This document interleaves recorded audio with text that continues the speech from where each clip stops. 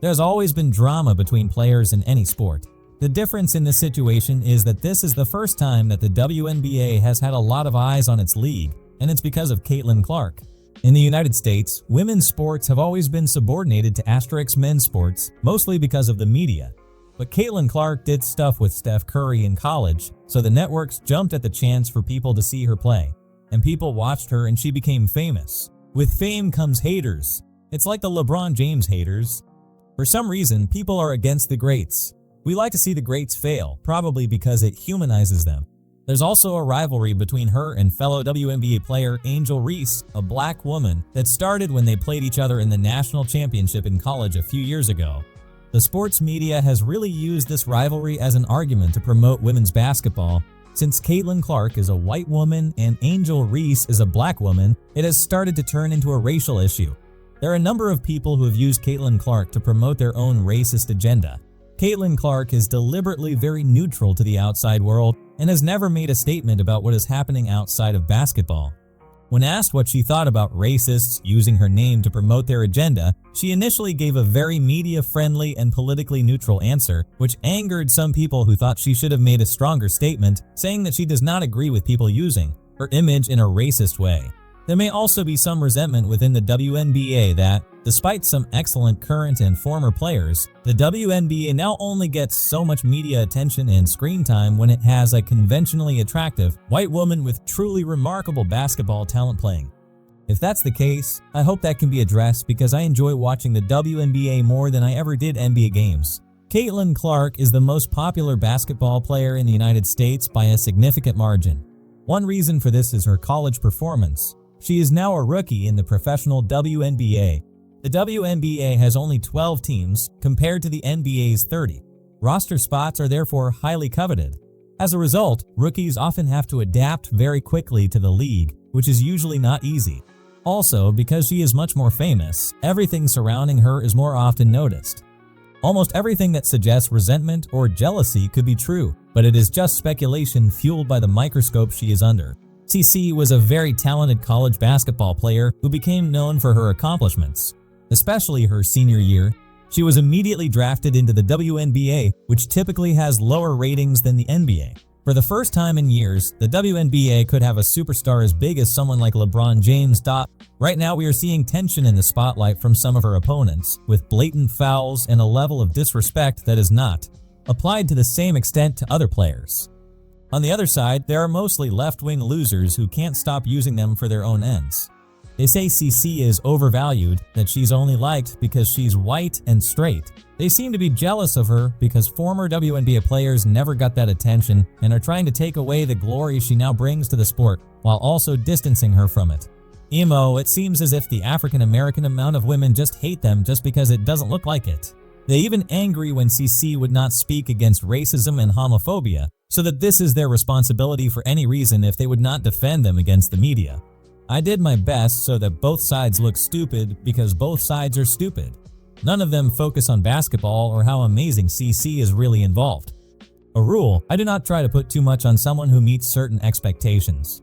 There are so many athletes whose careers have been derailed by injuries, playing in the wrong system, or just plain burnout. At the same time, there are those who come back to life and exceed all expectations. I just say wait and see what kind of player Clark will be in her professional career. I think both arguments have merit. She is a two-time Women's Player of the Year and is not without reason the all-time leading scorer in the D1. At the same time, it's going to be tougher in the pros, as all the guys who were big guys on their team are now at the next level. Let it play out. What Swoop said could probably be considered hate, as he had no knowledge of the subject and just started talking shit. Taurasi and Stewart said was definitely not hate. Taurasi's statement was aimed at the draft class and not just Clark. She even mentions Cardoso by name. Her words were meant to be an encouragement. She said that her games would eventually be translated, but that there would be a transition period first and that they should take their time during that period. Maybe you should watch or read the entire quote before you start complaining about hate. As for Stewart, where is the lie?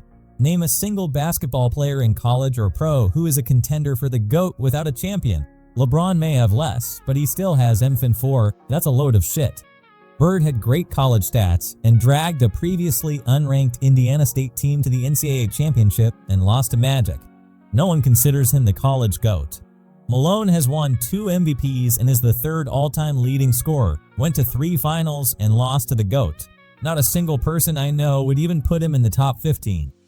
I love CC, but what argument does she have against someone like Cheryl Miller, who at her peak was the best scorer, rebounder, and defender in college basketball, and won 2 national championships and 3 Player of the Year awards along the WOI. What the greats said about Steph Curry was that he wouldn't be able to score like he does if you could hand control him, which was outlawed in the early 2000s, and they're right.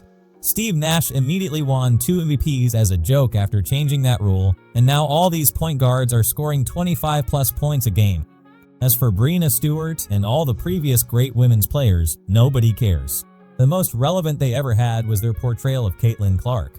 The only relevance women's basketball players have ever had in the history of the game is tied to Caitlin Clark. Nobody ever gave a shit about the game until her.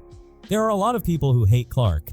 I'm not a hater, but I don't follow her. I'll stick with Breanna Stewart and Aya Wilson. Those are my stars. You can have anyone as your favorite, but Caitlin Clark is not on my list. It seems like people are forced to like Clark. I'm not one of those people that I like and like. Anybody who thought it was controversial or incorrect that Caitlin Clark won the 2024 WNBA Rookie of the Year award doesn't know ball. However, despite voting for Clark seeming like a no-brainer for the vast majority of the women's basketball community, one of the 67 voters selected Angel Reese instead of Caitlin Clark for the award, which kept Clark from winning Rhodey unanimously. Because the votes are kept anonymous, aside from those voters who share their choice over social media, we'll likely never know who it was that went with Reese over Clark. But whoever it was, they received a clear, stern message from ESPN analysts on Friday for their ballot. During an ESPN segment on Friday, ESPN hosts Andrea Carter and Chinny Ogwumike went off on the voter who didn't choose Clark for Rhodey. No, I'ma pick it up, Ogwumike responded, because Clark should have been a unanimous Rookie of the Year. Ever since Angel Reese had that injury, and also coming off of Olympic break, Caitlin Clark separated herself. She should have been unanimous. Now to celebrate her. As a rookie, she was the most blitzed player in the WNBA, and she still put up 19 points, 5 rebounds, and 8 assists. To be able to do that as a rookie in the face of that much defensive pressure should have been unanimous, Ogwumike added. Carter concluded by saying, "And this is why we would love for the WNBA to make voting not anonymous. Because if you were the person that had that one vote, we should be able to know who you are." As usual in the parties organized annually by the Pacers, Caitlin Clark and Connor McCaffrey were in costume for Halloween, and the fun between the two was total, accompanied by the fact that the organization was a success in raising money. But Clark at this point took advantage of a post by Pacers teammate Therese Halliburton to make a 3-word comment to state his opinion of the costume in which the point guard appeared in the photo. "So hard on G." With those 3 words, Clark defined what he just saw in the post on Therese's Instagram account, reacting to his Indiana teammate's spectacular vintage Halliburton and Michael Jackson-themed costume. The good atmosphere of friendship that exists between the two players caused internet users to surprise a few days ago with a comment that raised suspicions about a possible relationship between the two. "They look so good together," fans posted about a photo in which the two of them appeared alone.